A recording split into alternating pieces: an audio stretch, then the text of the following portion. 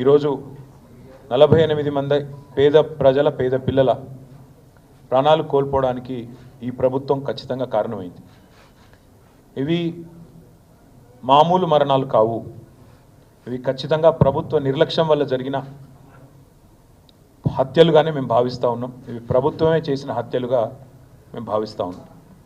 నాకు బాగా గుర్తుంది, నా నియోజకవర్గమైన సిరిసిల్లలో ఎల్లారెడ్డిపేట గ్రామానికి సంబంధించి ఒక బాబు ఇట్లాగే గురుకుల పాఠశాల కోరుట్లలో చనిపోతే నేను పోయి ఆ కుటుంబాన్ని ఆ తల్లిదండ్రిని పరామర్శించి వచ్చిన.